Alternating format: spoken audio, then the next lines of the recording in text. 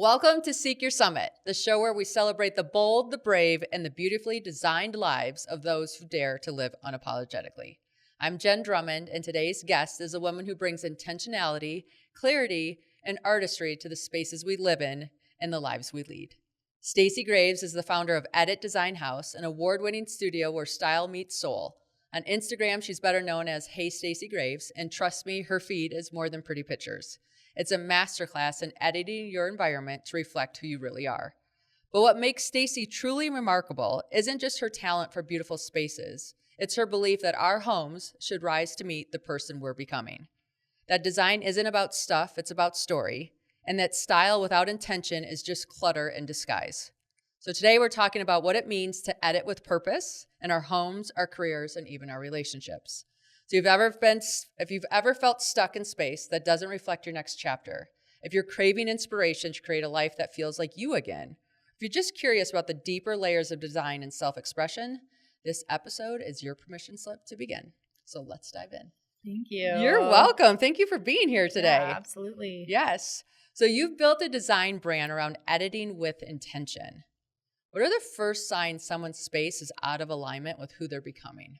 Yeah, absolutely. So a lot of times when we come into a client's home, they'll say, even for instance, like we built a home before, we built this home, we picked all the things we thought we loved, but it just feels off. We're not having a good time here. Our flow doesn't work very well. Oftentimes it's kind of the energy of how somebody lives their life or how a family operates. Mm-hmm. So a lot of what we go into before we even hit aesthetics goes into how they live life. So do they entertain a lot? Do they like to cook? Would they rather not cook? Do they love having a great coffee bar? Do they love to bathe or shower? All those really personal, intimate details. That's the very first thing that we get into even before style. I get it. Because I have some kids that would rather take a bath than a shower. Yeah, absolutely. And I am not a bath person. I'm like, I don't want to sit in the dirt that I'm trying to get off my body. So, absolutely. So it's just interesting, right? Like we have these different versions of ourselves. Okay, so you're looking more at flow. Mm-hmm. And how are you anticipating that? Because like, for example, I have 7 kids at home right now. Yeah. In 6 years, I'm going to have none.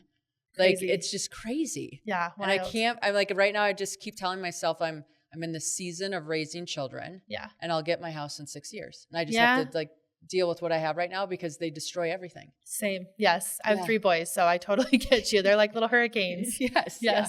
I'm like, why do we have pencil on the wall? We are all old enough to not put pencil on the wall. So this is fascinating to me that we have pencil on the wall right now. I love it. Stick a frame around it. Celebrate it for a minute. It's a Banksy, but in our version. Right? Totally. Yeah, I love it. Okay. So like what the alignment, it's just because the flow's not feeling right. And they're just something along flow, and then function, of course, is a huge part of it. We get a lot of people, the type of work that we do, we're kind of in like dream home phase, right? Many people, when they come to us, they say, this is our forever home. This is our dream home. This is something that we want to work. So because it's supposed to stretch the span of time, it actually covers a few different genres of life. Yeah. So oftentimes they'll say, all right, I've got 3 kids left at home. We want to make sure that this feels like their forever home too. When they come back and visit, it feels like the place that they grew up in. Also, we need to learn how to accommodate for their kids in the future. We need to have a play space. We want to have exercise, different things like that. So we're kind of anticipating people's current flow as well as their future flow and how things are going to go. So there's a little bit of a nuance to how do you balance those things. Oftentimes it's kind of nice because they have a little bit bigger homes, so the spaces are separated differently. But it's really fun to do a little bit of storytelling as we're going through the design process with our clients. For instance, one client really wanted to they're having a swimming pool put in, and they were debating whether they wanted it on the lower level or up on the main level, right? A home with a basement and the pool's up top, or a home with a pool on the ground level and then further living up top. So we kind of had this whole scenario of like, where am I going to cut the watermelon? Do I have to go down the stairs to cut the watermelon? Do I want to go straight out?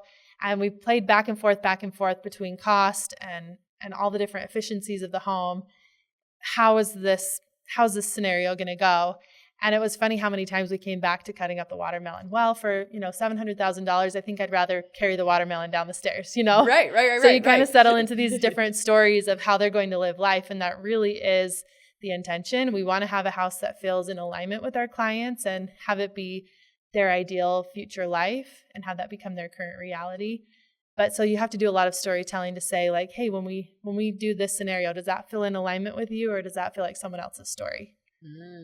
I like that. Yeah, ours would be bonfire. Love right? it. Right? Yeah. Like, and then how far do we walk with those marshmallows on those sticks? And what do we hit in the meantime before we get to where we need to be? Especially with kids. Yeah. Yeah. I'm like, for sure. Why do we have weapons all of a sudden? These are not weapons. Yeah. So yes. How do you help clients distinguish between like what's aspirational and what's authentic, and then just dealing with that tension between? Sure. Yeah, a lot of times that will begin with storytelling. Okay. So, hey, this is kind of my ideal life. This is how we like it to be. And that they get really candid with us. So they'll say, well, I want to become a great cook, but I don't currently know how to cook. So what does that kind of look like for them? What kind of tools do we need to give them? Or I want to entertain, but we don't currently entertain. So we dig a little deeper.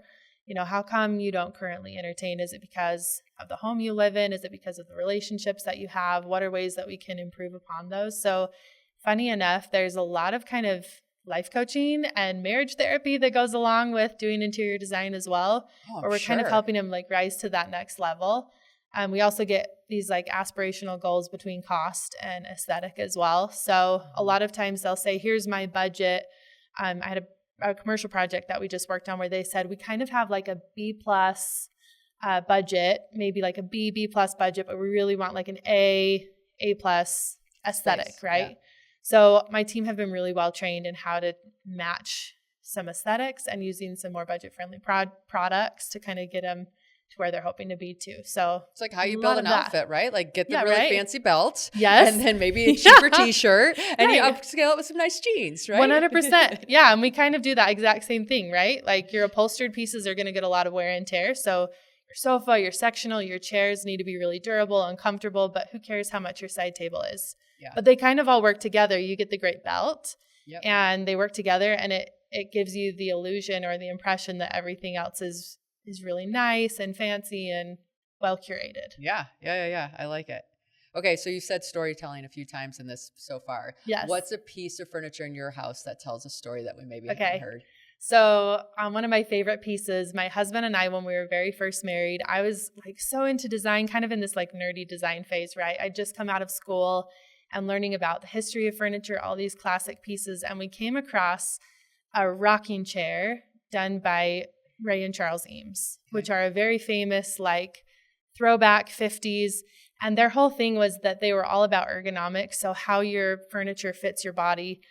But their pieces, this particular piece was made out of plastic, right? So it doesn't look comfortable, but it's made to fit the body. You sit in it and it's comfortable, even though it's just a plastic chair.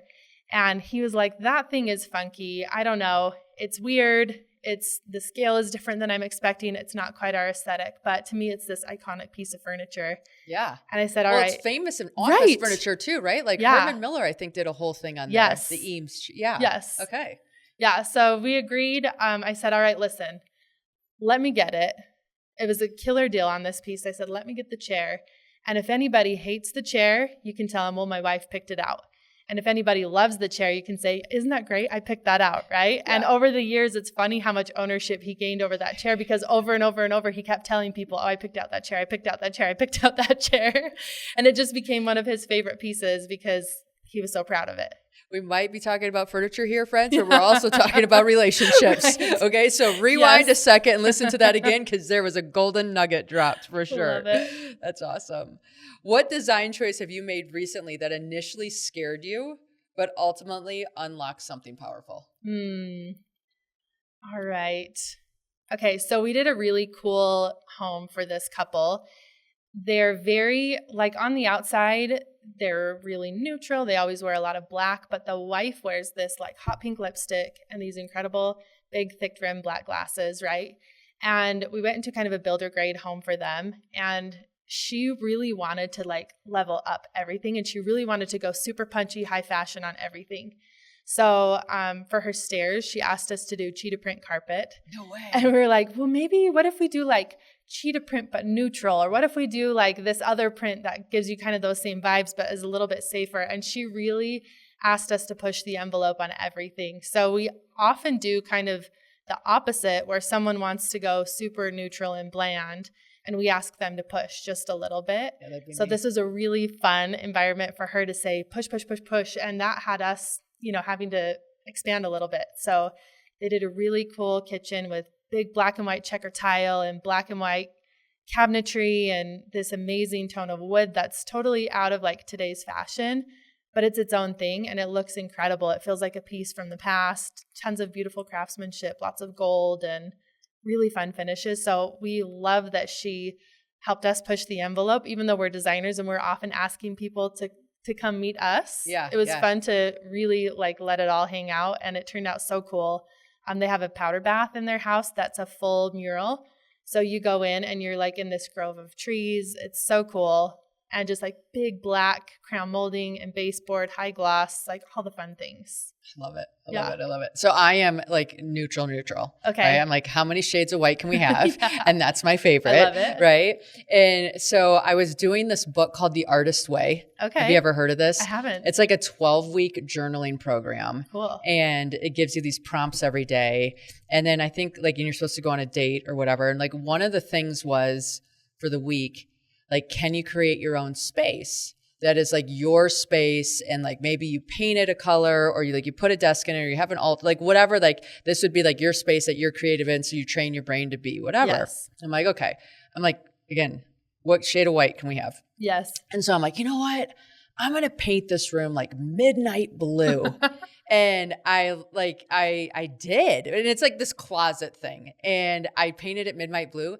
Freaking love that room. Awesome. It's like my wild room, right? Yes. And so like my friends will come over and like, okay, we punch it with colors on pillows. Yes. Because pillows are non-threatening. So safe. Yes. Yeah. I can throw you away if I don't like you and Yes. it wastes $1 billion. And so then my friends are like, oh, come on, you can add a little bit of punch here. I'm like, well, let me show you my room. And then Love it's that. like bright blue, like it's this blue, I don't know. It's fun. And That's it was just one of amazing. the things like, when you can give yourself permission to do that, Yes. it's funny, like your spaces give you different vibes and feelings. Yes. Yeah. And so I think I'm in a white neutral world right now because my kids are so crazy Yeah. that was what keeps me calm. Mm-hmm. Right. And maybe Yeah. when they get older that I'll be more versatile there. But it's like, I just need something that just doesn't escalate me at all. Yes, absolutely. Well, I love that you even have just that one room, right? We often do it like in a powder bath or an office or something. We call it a little jewel box. Okay. But that space is, we all have like the polished, perfect part of us that we present to the world. And we've worked so hard to curate who we are and what our story is and how people perceive us. But there are these other little things, like things we totally geek out on that nobody else understands. And they're kind of this little wildfire, right? That's like waiting to be let out. And that's kind of what that space has become for you, is it's this reminder that yes, you're all curated and safe and polished and just the way and just so that you're supposed to be, but there's some little wildfire in you. Yeah. And as you go out, that's the whole essence of our story, is as you go out into the world, you remember that you've got permission to try new things, and permission to flex a little bit. And people, I bet, love that room, and they think it's so They're novel. like, oh, here's the real Jen. And Yes, I'm like, yes, right? you better believe it. So she exists. I love it. No, it's fun. Okay, so what's a non-negotiable you teach when someone is trying to simplify their space and maybe their life? Okay. I mean, the very biggest thing that is kind of one of my mantras is that I determine what belongs in my life and remove everything else. So and I very specifically, it used to be like, I determine what things belong in my life and remove the others.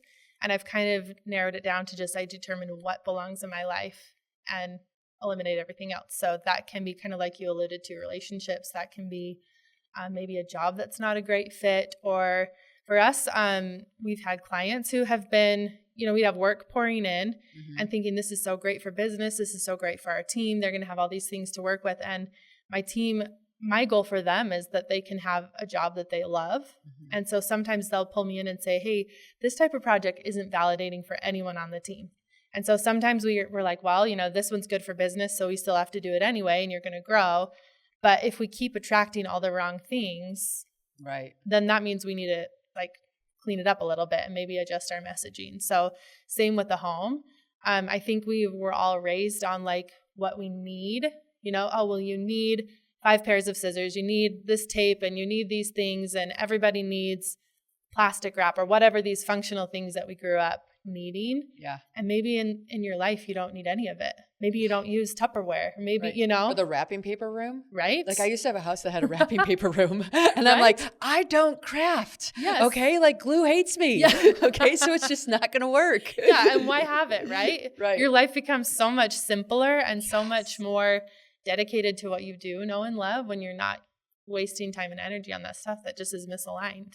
Yeah. I would tell you, like, anytime I go on an expedition and I come home, like, I almost need to bring staff on to help me, like, empty the house out. Yeah. Because for some reason, I'm like, we can't have this. Like, it's such a purge when I come back from trips. That's amazing. Is that normal for people? Yeah. I mean, I did an internship in London when I was in college. And so I lived out of a suitcase for an entire summer. Oh, I'd die. And I just came back thinking like, I mean, I would have loved to have a different outfit, you know, and I kind of exchanged things.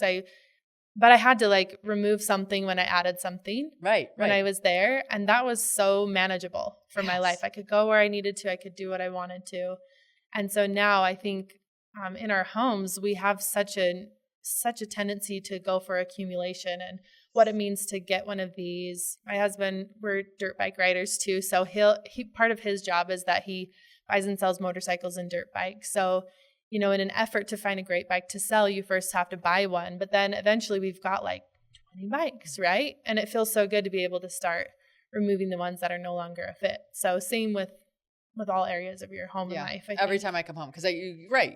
You live in this bag or you're on a mountain for 3 weeks in the same whatever clothes. And you come home and I'm like, I have 20 some pairs of jeans. Like, not doing this. Right. So what are we getting rid of? Or yes. I came back after a holiday and my mom was putting out Thanksgiving everywhere and boxing up Halloween. Oh, bless. And I was like, we bought bins and I'm wasting time and I'm doing all these things so that I can change out the holiday season. Like we're done with that. Yeah. Yeah. Yeah. Like the only thing we do now in our house is Christmas. Same.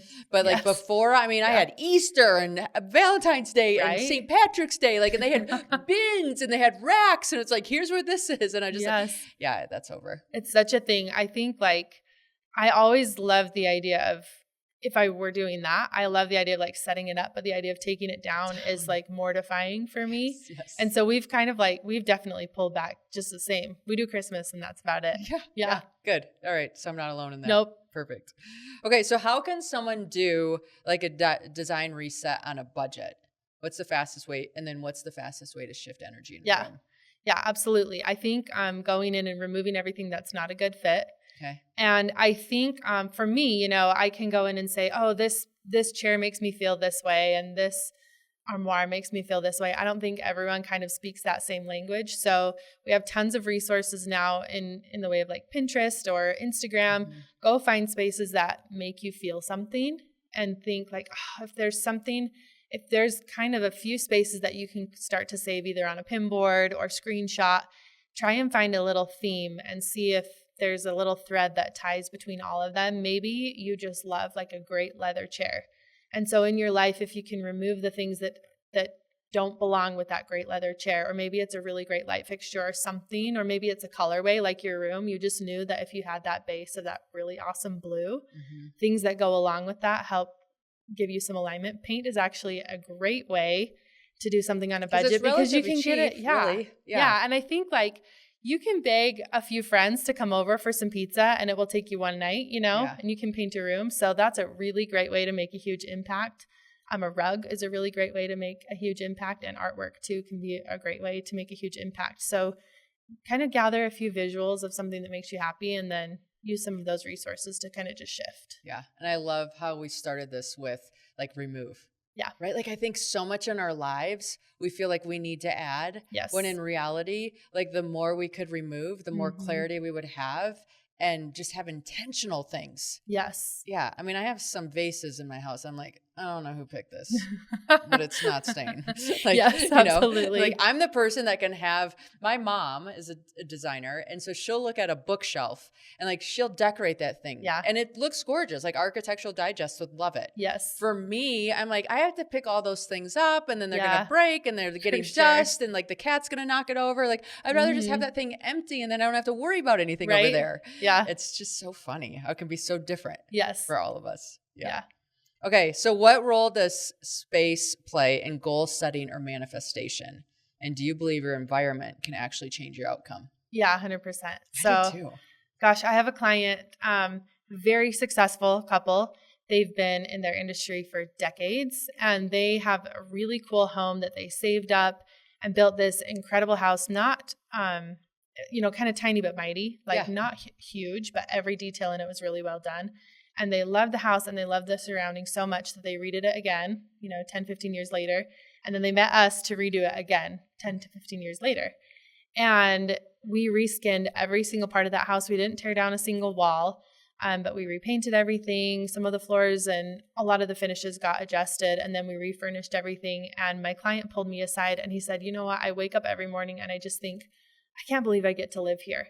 Like, this is the life I'm living, right? I think if you've ever stayed in like a really nice hotel, let's say my brother does this a lot. They'll save up their points and stay in this really incredible hotel. And he's like, oh, we could never afford it. But they found a way to make it part of their lives. And when they come away from staying in this incredible hotel, they stand a little bit taller and they talk a little bit bigger and they dream a little bit larger and they're more intentional and they're more task oriented and they really chase things a little bit harder because they know they're on like the fringe of having it be accessible to them, because it is. They found 2 nights of the year into this other lifestyle. So if you can do 2, why not 4? And why not 10? Why not 365? Right? Right. So I think that's huge. And if you can't have the space right now, at least chase it a little bit and spend time in spaces that are inspiring for you, that allow you to kind of stand a little taller. Yeah. No, and I wrote a book. Mm-hmm. And the funny thing is I wrote a book in this house that we rented on the shores of Hawaii. Mm-hmm. And I'm telling you, like, when we go back to visit every once in a while, like, I have a different energy. Like, I show up as a different version of myself. Mm-hmm. And there's no way I could write a book at my house in Park City. Like, it's just, it doesn't like, I don't know if I have too many memories of something different, or there's just always a million distractions. Mm-hmm. Like, over there, it's like you have this perfect lookout. Like, it just breeds creativity. Yes. And so, like, I crave going back there. Yeah, absolutely. Yeah. Well, Yeah. and can you imagine if you had tried writing that book in like a basement apartment? It'd be a different with story. No natural light. Like, you'd almost feel like an imposter, right? Like, who am I to tell people what to do or tell watch people out, how to Ernest be interested? Hemingway. Like, I had a great environment that complemented yours, buddy. Right? Watch out. I love that. That's amazing. Do you think there's a connection between clutter and confidence and like design and mental clarity? Oh, absolutely. Okay. I noticed this even in myself. My house, like I mentioned, I've got 3 little boys. They're young. It's chaos all of the time. So we will clean the house and it will be perfect. And then, 45 minutes later, it's chaos again. I will come home from doing a photo shoot for a home that we just finished where everything is perfectly in place. The homeowners may not even be there. Their pets aren't there. Their kids aren't there. Everything is so perfect for this one moment of a photograph. And I come away feeling so inspired and so enlightened. And I come back into my house and you can immediately feel this like, So I can like tangibly feel that just in my everyday life. So we all still live in our own homes. Yeah. But I do think one thing that's beautiful about what we do is we really set the intention of what the space can be. Mm-hmm. We actually do a really fun thing for our clients. I think people come, they'll look at a magazine. You mentioned Architectural Digest. They'll look at it and think, wow, it must be nice. That's kind of a common thread that you hear in society. Like, wow, if I lived in a house like that, ... So because we work so hard to get our clients' homes to that picture perfect spot, we create for them a keepsake magazine at the end of it. So they're on the cover, they're on the back. Every story, every article is about them and their house.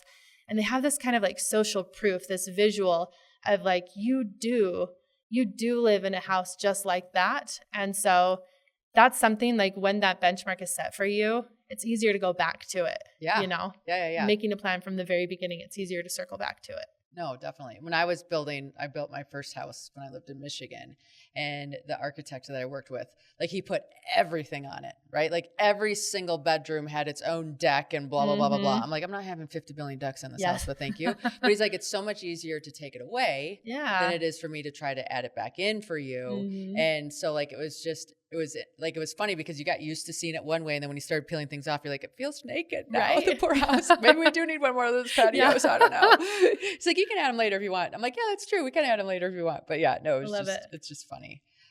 Starting and scaling a creative business is not easy. Yeah. What's a moment that tested you, and how did you design your way through it? Sure. My very first employee. So when I got really busy initially, Yeah. I thought I'm going to need help, but I didn't know how to hire somebody. So I actually met her.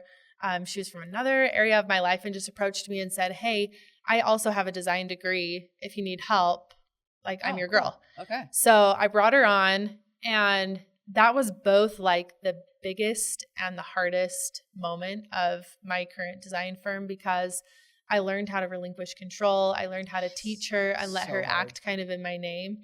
And in some ways, it was the most beautiful thing that happened, because now I know how to do that. I now know how to actually have an interview and, pick someone that's a good fit.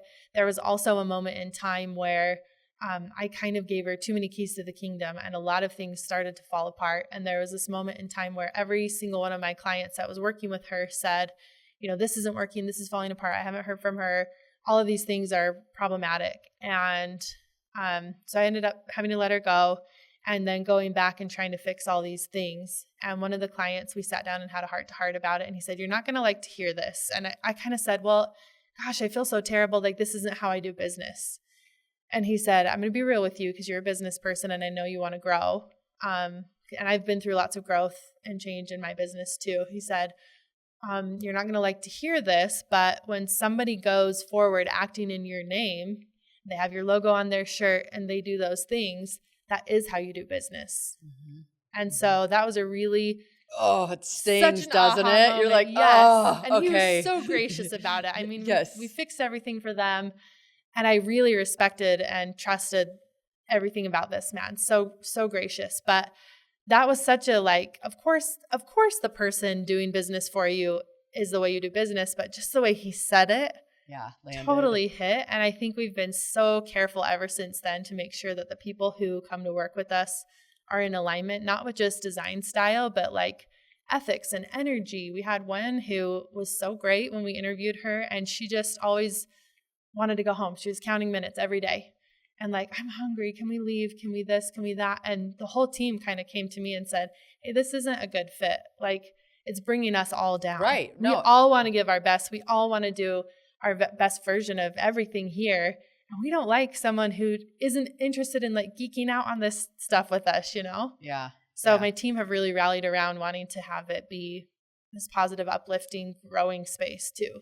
No, that's awesome. And I think it's so important to say this again, because you hit a point that is valid for all of us building businesses, is they can have the same vision. Yeah.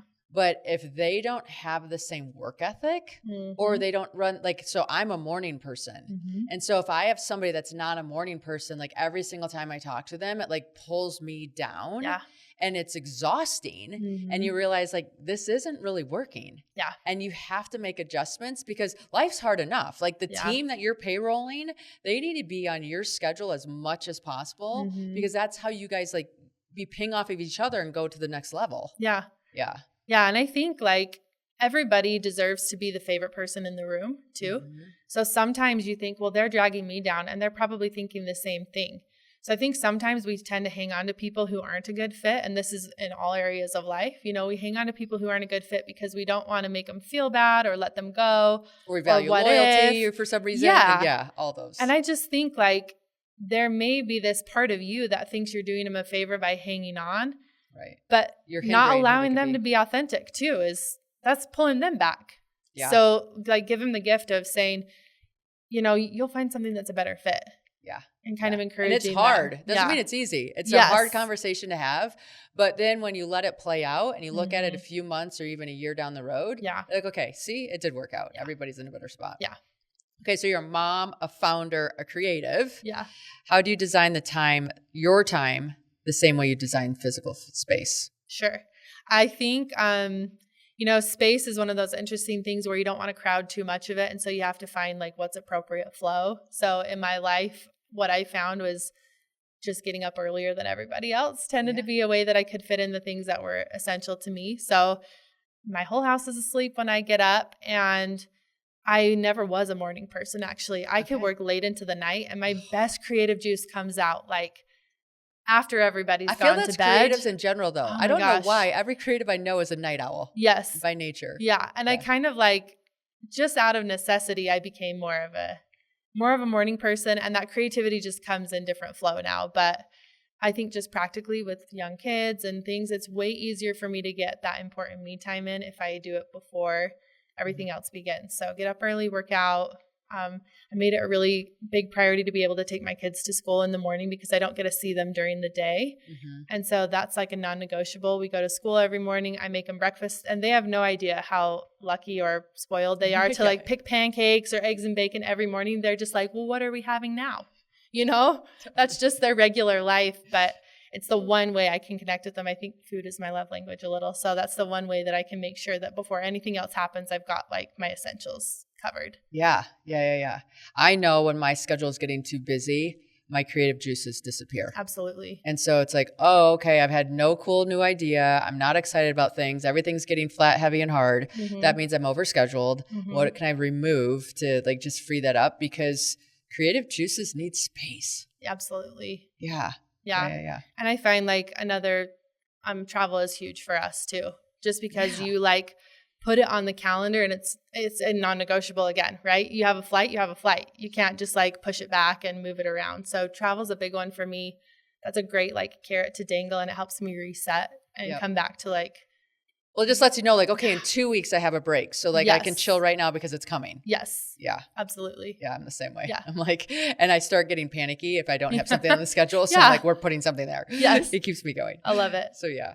Okay. So if your like feed on social media is like gorgeous. Thank you. And it's also honest, which I appreciate. Like you show all aspects of your life. What's something that you choose not to share on social media, and why? You know, I don't share a whole lot about like my faith. I don't know. Okay. And I don't necessarily mean to not do it, because I know a lot of people who talk about really their faith, well covered in this area. I think I think I have a lot of friends in different parts of the country who talk about their faith a lot, and it's inspiring to me, and I follow a lot of that. Yeah. But I do think I think because of just the saturation of faith conversations here in Utah, I think a lot of times it's hard for someone to know you authentically if they kind of have this like predisposed opinion of how you live life or whatever. So I think faith for me has also been a really practical journey of like, you know, if God's out there and he's listening to me and I put out an intention and I feel like the universe answers it, to me, I think everybody needs to know that, whether they're religious or not. So I think there's part of me that like, I'm in one lane doing one thing, but I think the message is pretty universal. So I try to share it in a way that everyone can hear it instead of just saying, well, I'm different. I don't use that word. So I'm out. Yeah. So I think I try to just take like, for me at the end of the day, faith is one of those things that like applies to my everyday regular life, not just like a Sunday thing. Right. And so my goal is to try and share something that can affect everyone's everyday life. So I don't know. I like that. Thanks. That's good. That's a great answer. Okay. So what advice would you give to women that want to grow a personal brand while staying true to their voice? Because you've done a great job at that. Oh, thank you. Yeah. I do kind of a funny thing. I love to storyboard, and I love to like get out a big piece of poster board. A lot of my friends will do this like on Canva or Photoshop or whatever, but I just love the tangible act of like touching paper with pens and pencils, you know? So I love to get out a poster board and just kind of write out like my dreams and goals and visions. I had somebody suggest like write out every dream and goal and vision for yourself and then circle your top 5. Yes. And then everything else aside of that is a distraction and let it go. So I think really doing that exercise and letting yourself play out like, oh, and I could write a book and I could climb a mountain and I could own a farm and I could, you know, bake on the Great British Baking Show or whatever it is, all of those things, right? All of those dreams. And I think once you start narrowing it down to those 5, it becomes more and more in alignment with yourself. And it's not to say you have to throw it away because maybe you achieve one and you circle back to another. Yeah. Yeah. No, I like that. Yeah. And I love that you guys are big into biking and motorbiking and all that kind of stuff. It's so awesome. Thank you. Yes. Yeah. I've won into it. So I have not bit the bullet, but there we go. I might now try. You kind of motivated me. It makes me cooler than I am. I don't know. You are pretty cool. I would imagine if I was on a dirt bike, I'd be pretty cool too to my kids. So might need to try that one of these days. I love it. Okay. So we'll end here. What's one small practical shift someone can make today to create space that supports their next evolution? Okay. I think center in on, a lot of times people are looking at trends and like, oh, well, this is trendy. And we'll get clients who will say, well, what about this? And what about resale? Like, set that all aside and don't worry about the trend and don't worry about the resale. Don't worry about if your mom likes it or your friend or your sister, and start to center in on something that makes you happy for you. You love white. I have a lot of clients who love texture. I have clients who love like pop art, right? So find something that has nothing to do with anyone else's opinion and settle into maybe just one piece that represents, something that's iconically you.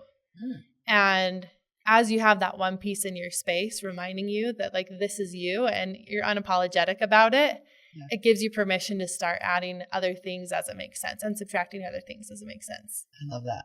I'm going to start thinking, what's my one thing in my house? Yeah. For sure. Okay, so how do people get to follow you or work with you, or absolutely. what's next? Yeah, so find us on Instagram. We're at Edit Design House.